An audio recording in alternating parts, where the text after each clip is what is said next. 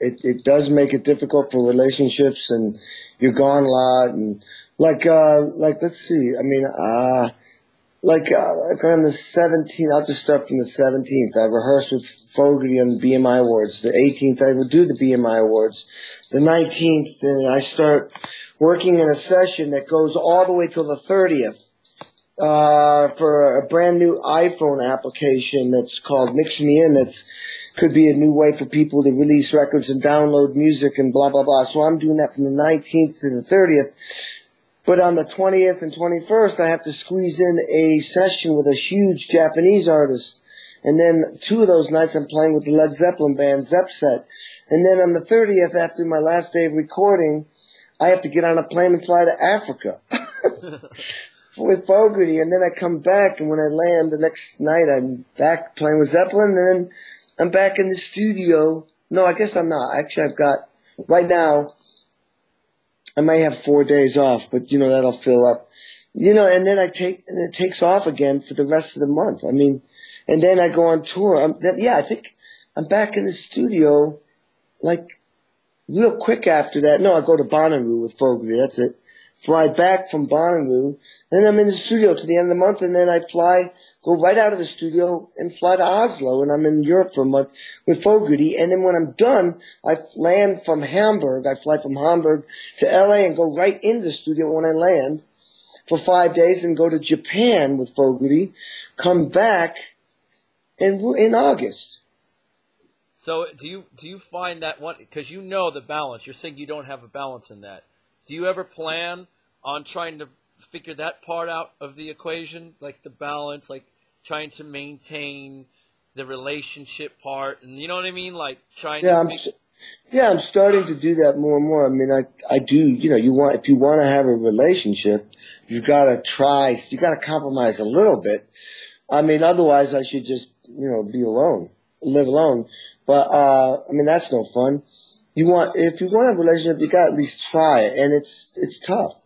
I mean, I don't know where when you're working 12 hours a day, it's tough, man. You're seeing somebody either for breakfast or at 11 at night. Yeah. No, it's true. And then, you know, I mean, I'm a lucky guy. I don't need a lot of sleep, although I think, you can't sleep, man. You told me you have trouble sleeping. Yeah, I don't sleep good. Well, what I do now is during the sessions, I'm in the sessions trying to do a lot of other business. I'm getting emails and texts all day long. I'm trying to answer them in between takes, and I'm dealing with some pretty heavy stuff too. So that when I'm done with my work, I can have a little bit of a social life. But I'm trying to, like, this is rare, but I'm doing this now. I'm trying to shut the computer off and the telephone off. So from 11 o'clock until 2 in the morning, or 3 in the morning, however late I'm up, that stuff's off and focusing on a person. Yeah, and then, you know, and then go to sleep and then wake up. And I wake up usually and do an hour and a half, 2 hours of work before I go to the studio. Yeah. I have to. I have no choice. Yeah. No, I hear you, man. It's unbelievable. What advice could you offer to somebody who wants to have a career in the arts, especially when everybody, you know, in a career in the arts, everybody wants to be a part of it. Everybody wants the success. What advice could you offer? I mean, I know there's a lot to it. You know, there's a lot of luck. There's a lot of where you live. But what qualities or what characteristics could you give that would help somebody? The way you just described that question, you make me feel like I am so lucky I have a career. No, no, because you just said, like, man, everybody wants a part of the arts. I'm sitting here going like, well, I just turned down a session with a guy who recorded Led Zeppelin, and I got so much amazing things going on in my career, and you're telling me to suggest people who just die to be in it. And it's probably the hardest time I've ever seen in the music business. There isn't like where I'm totally making a great living as a drummer. Now, some people can't do that. A lot of people can't. I mean, it's like people email me all the time, how do you break into the recording scene? Recording scene? There is no recording scene hardly. You know, it's not like it used to be with Hal Blaine. Oh. I got this great picture of Hal Blaine. Wait, someone just sent this to me. For those who don't know, Hal Blaine is one of the most, if probably the most successful drummer ever. Yeah.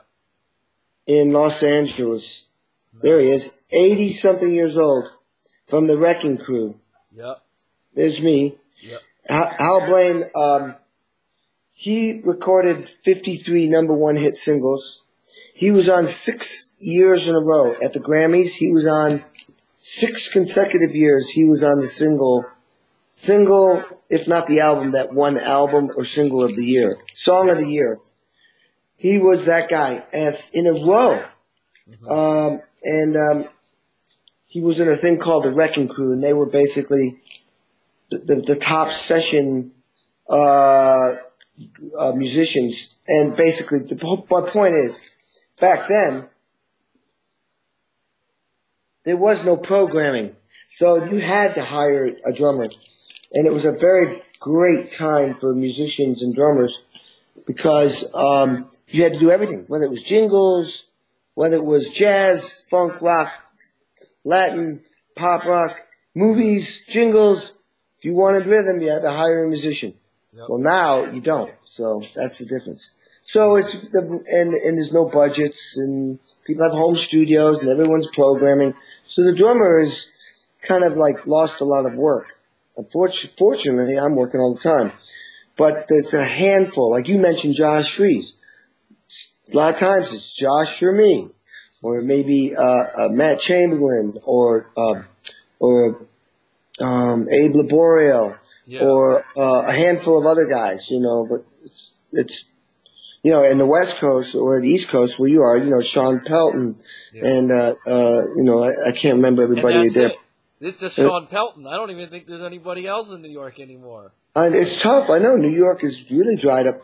In Nashville, there's a billion great drummers. So they used to fly me there all the time. They don't need to. There's so many great drummers. Yeah. So my advice is this: what I tell people. It's going to weed out a lot of people. The people who still love music, don't be disappointed. Just get in bands, play for fun, make money any way you can. You have to decide where you make your compromises. But in other words, you may have to have a day job and use music as something that makes you happy. Yeah. Don't chop music out of your life, though. Make yourself happy by playing the drums and playing music. Maybe you might be able to supplement maybe you can do half music and half another job. Some people, maybe you don't need to make as much money, and music is everything. Yeah. There's all kinds of different combinations. But the bottom line is, it's almost like music picks you. Drumming picks you. You don't pick it. It's something you have to do, and so then you'll find a way to do it. In other words, there is no formula. There is no thing, one way of making it. I couldn't tell you any secrets except maybe move to LA or move to Nashville or move to New York or Austin, Texas, where there's a music scene, and give yourself 8 years of just trying to meet people and make it and play. But you got to want to do it. You got to be willing to stick it out. That's all. You got to work hard as hell, man. Oh, that's the key. Well, you have to work hard at anything to be successful. Yeah. You know, you have to. Definitely. Like I got to go practice right now, and I got to go lift weights, you know, because I hadn't been lifting weights for quite a while because I've been working so much. I got to use the few days I have to get back in shape. And when I'm not lifting weights, I have to be more careful how I eat. You know, I'm always thinking. I'm always trying to, you know, do better. Awesome. Well, thanks, Kenny, for your time, man. I appreciate it. And you know what? Hit me off when you come to New York, or if you're in LA for about 20 seconds, I'll give you a call when I'm in Los Angeles. Though you'll probably be in Africa or something, you know. I'll try to get in touch with you, man.